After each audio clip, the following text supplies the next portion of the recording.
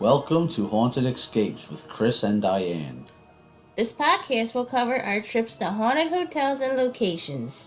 We will go over a brief history of the location, our personal experiences, and even rate some of the ghost tours in that area. Join us on our Haunted Escapes. The history of New Orleans, Louisiana traces the city's development from its founding by the French in 1718 through its period of Spanish control, then briefly back to French rule before being acquired by the United States in the Louisiana Purchase of 1803. During the War of 1812, the last major battle was the Battle of New Orleans in 1815. Throughout the 19th century, New Orleans was the largest port in the southern United States, exporting most of the nation's cotton output and other farm products to Western Europe and New England. As the largest city in the South at the start of the Civil War, it was an early target for capture by Union forces. With its rich and unique cultural and architectural heritage, New Orleans remains a major destination for live music, tourism, conventions, and sporting events, and the annual Mardi Gras celebrations. Welcome back to Haunted Escapes with Diane and Chris. Hello! Alright, this time we're going back to New Orleans. We realized that we went back to our first episode and we went over the Myrtles and the Magnolia, but we didn't go over the New Orleans ghost stories. Yes, and this is because it's our 7th wedding anniversary, and we went to New Orleans for our anniversary, so when we were figuring out what to do for an episode, we were looking at some of our stuff and we realized we had a bunch of untouched stories from our trip there, so we figured we would toss that on this episode. Yep, we're actually recording this on our anniversary. We celebrated yesterday because today's a Sunday and nothing's open. Yeah, nothing's open. But yeah, so what were your first impressions when we first got to New Orleans 7 years ago? It was great. We pulled up to, well, when we first drove in, it was just really cool. It was Diane's first time ever seeing a palm tree. Yes. So yes, it was. I was very impressed with the palm trees. I want to take one and I want to grow one here. And then when we pulled up to the Magnolia Mansion, which is where we stayed, we got out of the car and the guy was leaving and tried telling us that he didn't even have us booked for that day. So if we had been a few minutes later, he would have been gone and we probably, I don't know what we would have done. Yeah, we would have been out on the street. But as luck had it, we called him just in time, old Spencer over there. Literally, he was leaving. He was walking down the stairs when we were walking up. And then we told him that we were supposed to stay. He went back in, and here the girl who took the booking never wrote it down in like his logbook. So he went through all the paperwork, found it, and then told us that yes, he had us there. But we were the only people staying. There was nobody else on the books. Yeah, that was a great experience having that whole mansion to ourselves for the whole time. We went to all the different haunted attractions and stuff, and we went to a bunch of ghost walks. And we have a whole lot of stuff from when we went there, stories, so we just figured we would just put it down in this episode so people could learn a little bit more about that stuff. Yeah, we decided to take a trip back in time to our first episode, and it just happened to be our anniversary, so it seemed like a perfect time to do it. Yep, and we're hoping, if all willing, for the 10th anniversary, I would very much like to go back down there and redo everything, because it really is an awesome place to go to. And if you have never been there, I highly recommend it. Yes, it is definitely one place that you have to visit, if you can, in your lifetime.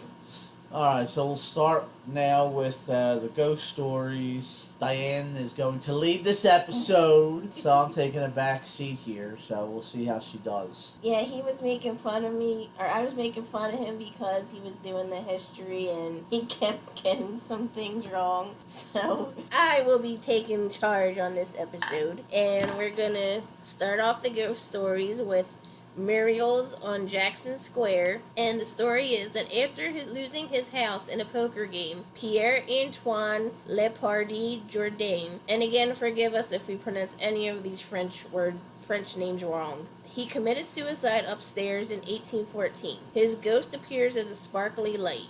There is a seance room that you can visit that honors his spirit. Visitors say that they hear doors opening and closing, and they see the sparkly light moving around the building. Yeah, so Jackson Square is really big there. It's where most of it's at the centerpiece of straight off the water and everything.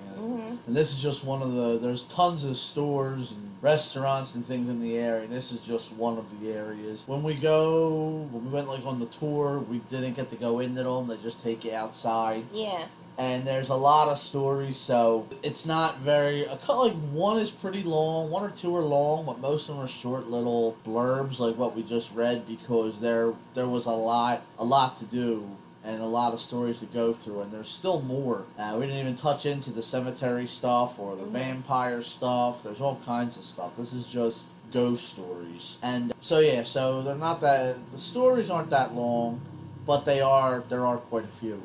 Yes, we didn't go on any cemetery tours. We'll have to do that when we can try to get back there, hopefully for our 10th anniversary. Jackson Square is kind of like the hub, like the hub of the French Quarter, because everything leads there. Yes, everything like leads off of like Decatur Street, Royale Street, Bourbon, yeah. Frenchman. They all lead to Jackson Square. You want to do the next story? Yeah, all right.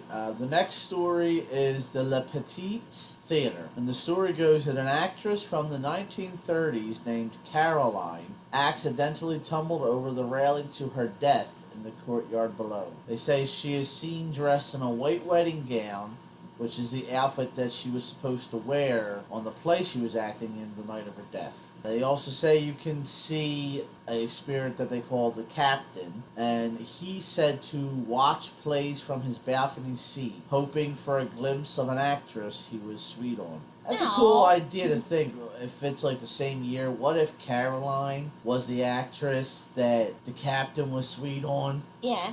And she fell to her death, so the Captain never got to see her, so he keeps going back to look for her. Oh, that could be. I didn't put I didn't put those two and two together. Yep. I just think that's a cool little idea. That is cool. So our next story, again, forgive me for these French names, is Pierre-Antoine's Alley. And running alongside St. Louis Cathedral, Pierre-Antoine Alley is the site of one of the oldest ghost stories in New Orleans. When the Spanish came to rule Louisiana in the 1760s, the French people of New Orleans revolted and ran off the Spanish governor. When his replacement, Alejandro O'Reilly, arrived in 1769, his first order of business was to round up the revolutionaries and have them executed by firing squad, ordering their bullet-riddled corpses to rot in the summer sun in the front of the cathedral. Well, that's lovely. Yeah, right. Distressed, the families of the executed men begged the governor to let them give their loved ones a proper burial, but O'Reilly refused.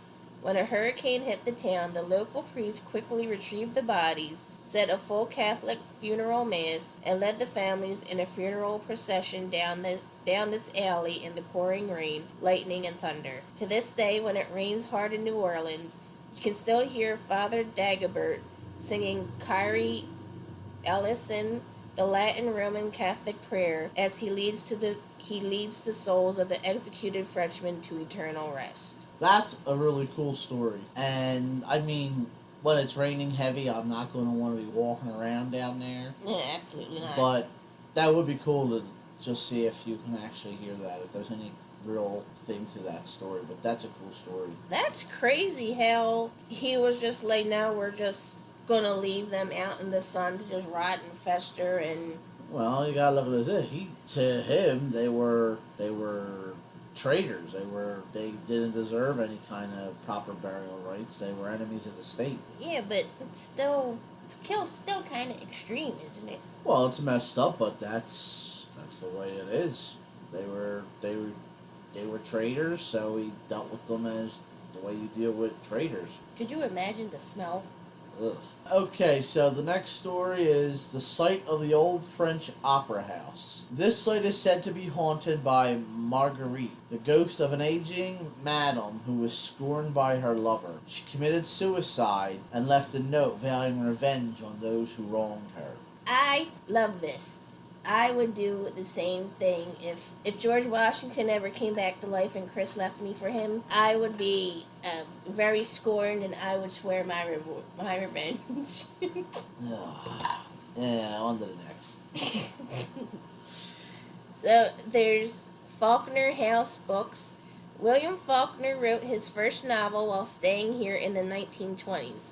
Visitors swear they have seen his ghost sitting at the writing desk inside and smell his pipe at different times of the day. That's a thing that you hear about a lot with ghosts and phantom smells. A lot of them at a lot of these haunted locations, people say that they can catch the whiff of, like this cigar or the smoking pipe and the tobacco. So that's kind of cool that it seems like it's the same type. That phenomenon is shown throughout tons of places you can go, like visit and see. So it's just neat that everything seems to have certain things in common. Yeah, I like how it's like you go into an old building and they say the ghosts, you can still, if they're haunting the building, you can smell the ghost, like the smell of like a tobacco, like a cherry wood smell, or an old tiny pipe smell, because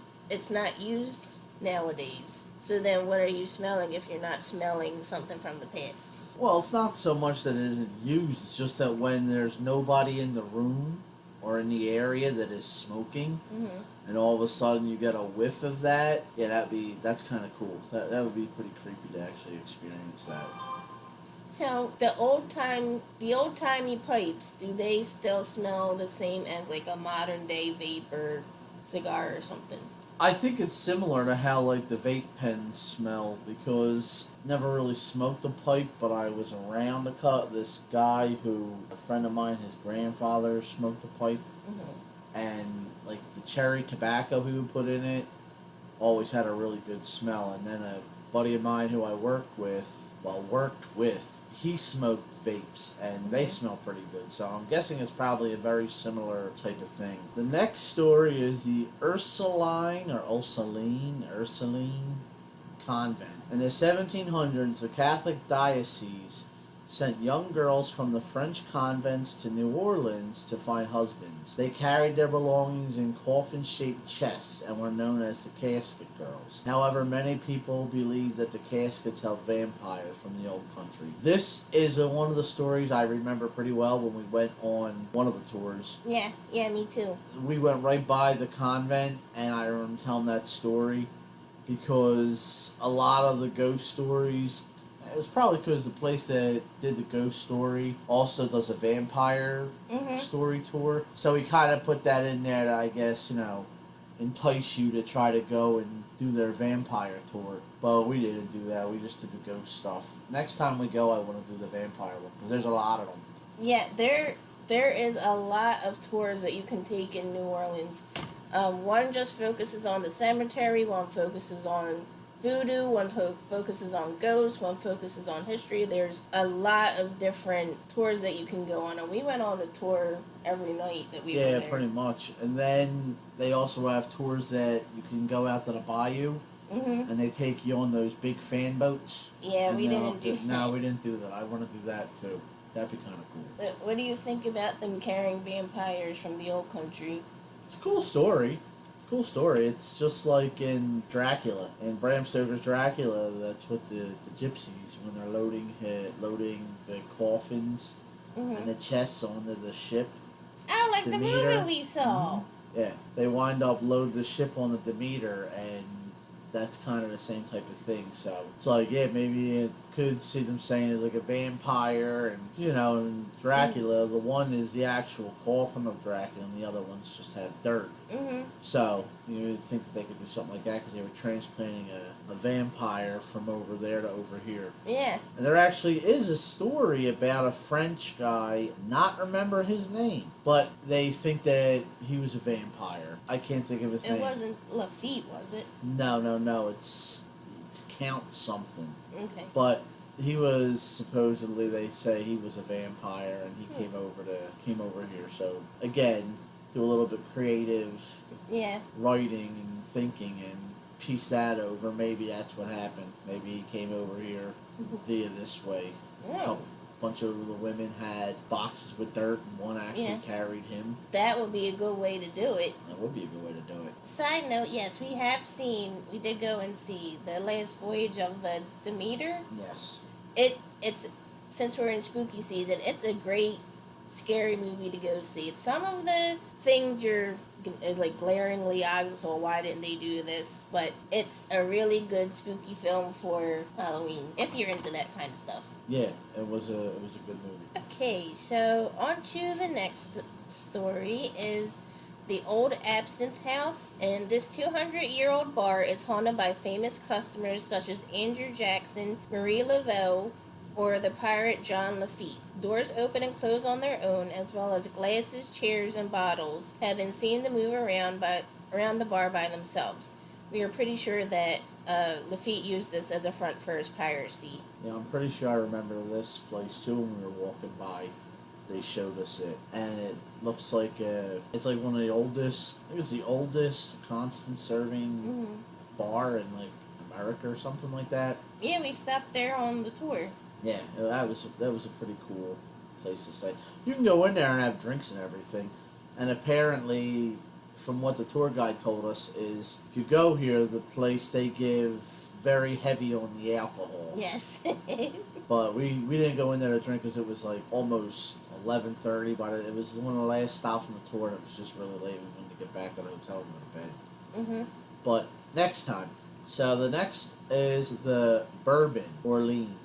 Now, the Bourbon Orleans is a hotel, and it was home to the famous Quadroon Balls. Today, they say a lonely ghost can be seen dancing by themselves under a crystal chandelier. There is also a ghost nun who slapped a man on the stairwell for swearing. You would be getting slapped repeatedly. I know, right? The next story is Antoine's restaurant. Antoine Alcator, the founder of the restaurant, is said to return and check up on his ancestors from time to time.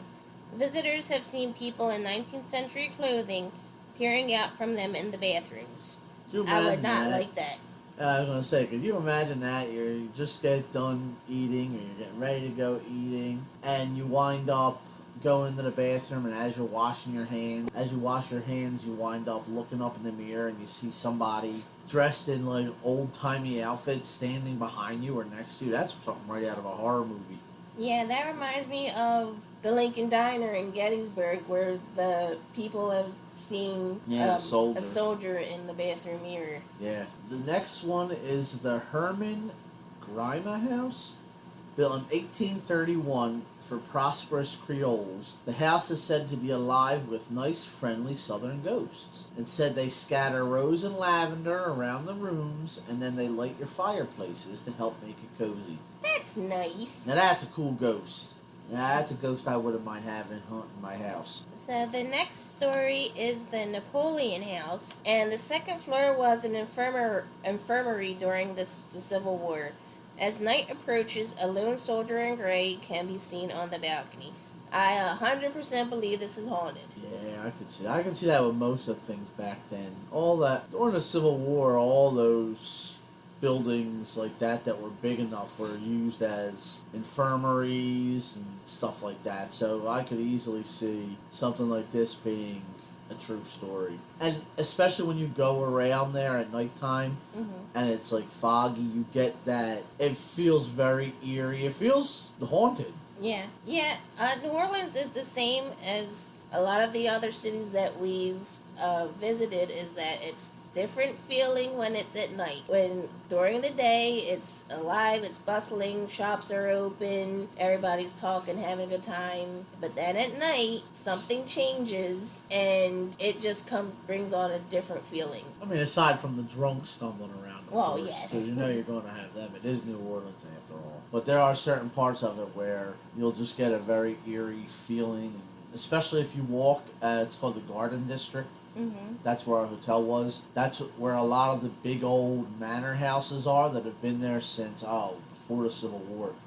and you walk down that at nighttime, and that's not crowded because there are no bars or anything like that.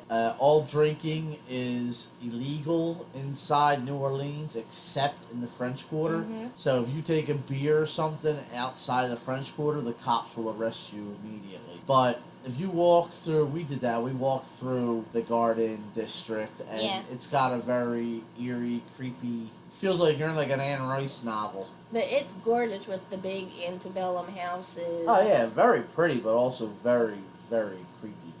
Yes, I know I say this a lot, but it's the feeling of being watched. Like somebody's watching you, making sure that you're not touching their property, doing anything you shouldn't do. Yeah, it's cool. The next is Marie Laveau. Marie Laveau was the voodoo queen of New Orleans, and they take you to look at what used to be her house. I think it's a voodoo shop now. And she lived there between 1839 and 1895. Her spirit is said to still perform wild voodoo ceremonies here. She was the voodoo queen of New Orleans, as I said. She's also said to haunt the cemetery where she's buried. To this day, people leave offerings at her gravesite in hopes that she will work spells for them from the beyond. That's also, when you take the graveyard tour, they take you to the cemetery she's buried in. Yes. And they take you to her actual burial site. But we didn't get to do that either. We didn't do the cemeteries. Like I said, there was so many things to do there. We have to go back and do all that stuff. The next is Hotel Monteleone. A stay at this hotel comes with haunted history. Guests on the 14th floor hear footsteps of Maurice Beguer, a young ghost child who haunts the hotel. They also hear disembodied voices throughout the halls and rooms. A fact about this one, although it says it's the 14th floor, it's actually the 13th floor because there's a hidden floor in the building. Oh, really? Yes, and the hidden floor is like where they would have maintenance-y things and stuff like that. So that's why they call it the 14th floor, because you can't stop at the 13th. And also a lot of old buildings like that were weirded out by the number 13 because they were all super superstitious. So a lot of places they would skip. It'll have that many floors, but it skips. There's no number saying 13. Yeah, and there's no stop there. I believe it. A lot of the older buildings are like that. I believe it because even today, like, if we have, like, say, $666 in our bank account, it'll freak me out a little bit. Like, I won't think about it all day, but I'll be like, ooh, I don't like that. Or if I'm, like, number 13, if I get number 13 out of 20 if I'm buying something, it's number 13. I don't like that either. Yeah, it's just the superstition that is ingrained in all of us. And yeah, that's a lot of places build their buildings like that. The next story is the Sultan's Palace. The Gardez Le Pret house, also known as the Sultan's Palace, was leased by a brother of a Turkish sultan in the late 1790s. Now, the story is that the guy was a big partier, and he would have tons of parties all the time, and he'd have all these people coming in and out. So, because people were always coming in and out, then nobody, for all hours of the night, so nobody thought anything suspicious. Well, it just so happened, one late stormy night, some assassins snuck in dressed up as entertainers.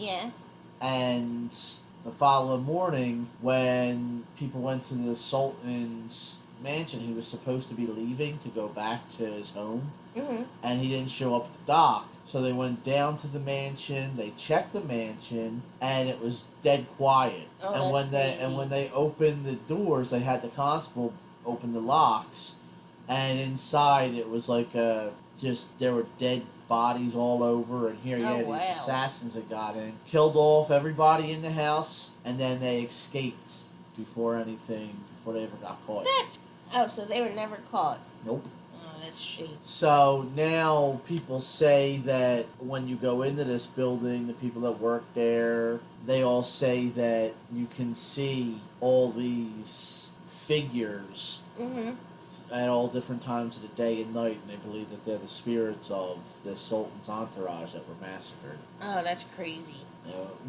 I remember when we went by this place and they told us the story, but again, they don't let you go into these buildings. There were a couple bars that were haunted that they let us go into, but yeah, most of the places they don't let you in. You just stand outside and they tell you that. Yeah. But the stories are really cool. Okay, our next story is one that a lot of people know about. It's the Lalaurie Mansion, and it was once the home of Madame Delphine Lalaurie, and she was brutal to her slaves. A fire in the house in 1834 had neighbors find a den of horrors where the wealthy socialite had tortured the people she had enslaved for years. Madame Lalaurie escaped without ever having to answer for her crimes. The house is said to be overrun with the spirits that died by her cruel hands. It's just very sad. Yes, and that story, like, she was the talk of the town. Like, she would have these huge parties, and people would be going there all the time. Yeah. And she was super popular, and everybody thought she was amazing. And that nobody knew that she was this deranged wicked, psychopath crazy. who was torturing and murdering people. Yeah. And when the house burnt down, when they found the room, they said there were like slaves and servants that they were missing hands and arms and all kinds of like crazy. They were like experimenting on crazy them experiments on them and stuff. And she never got caught. She got away with it. I might be wrong, but I think this is where the human caterpillar first came from. I don't know. It could be. That could have been a story that they told us about it. But they did a bunch of crazy, like her husband was like a crazy scientist. Yeah, a crazy doctor. Yeah.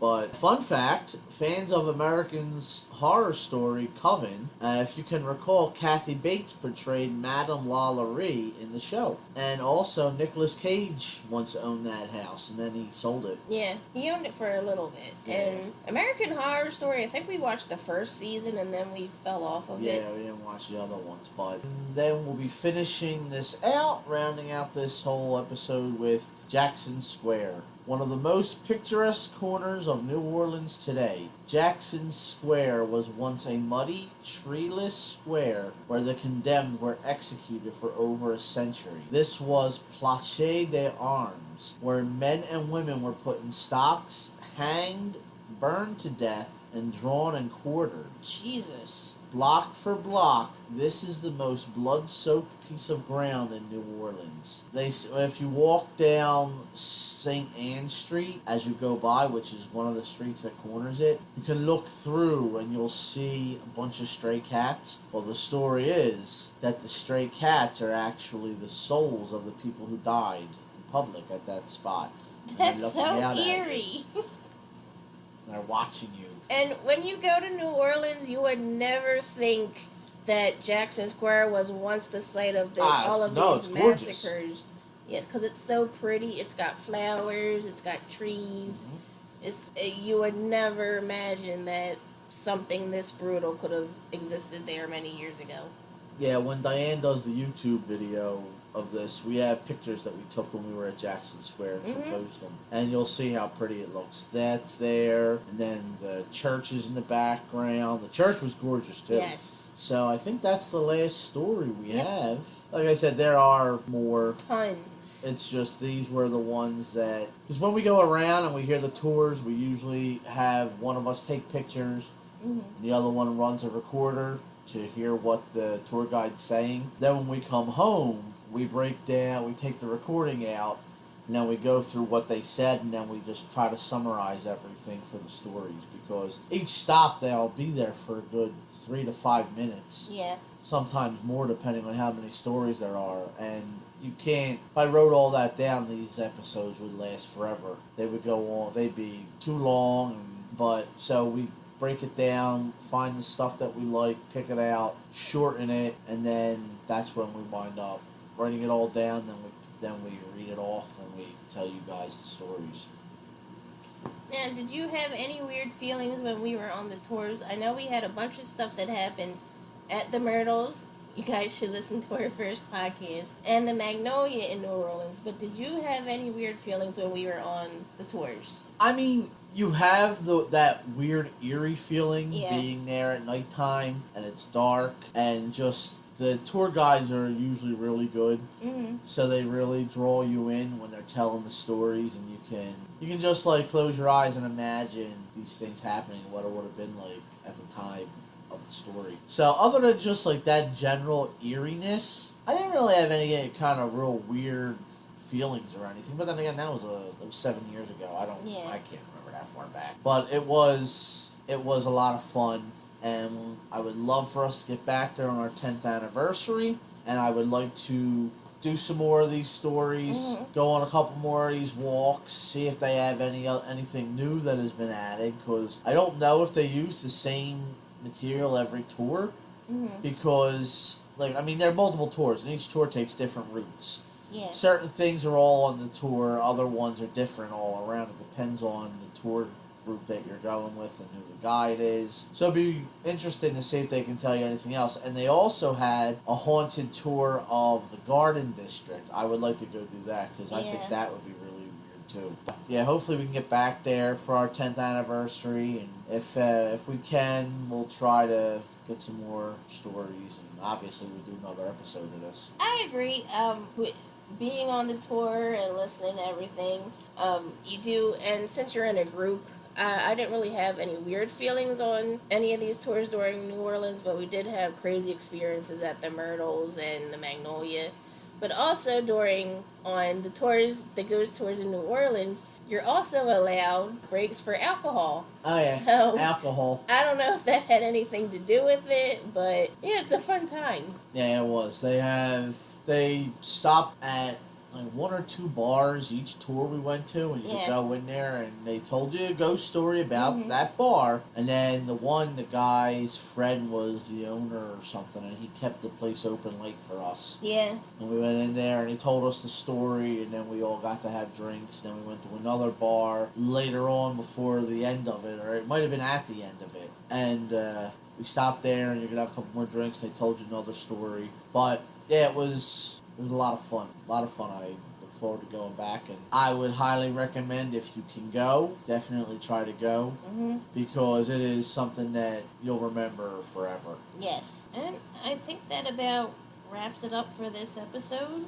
Yeah, that's everything that we have for this episode. And I just want to say, I would like for each and every one of you to join us on our Facebook group, follow us on Instagram, on TikTok, on YouTube. We would love to have you as a viewer, watcher, listener, subscriber.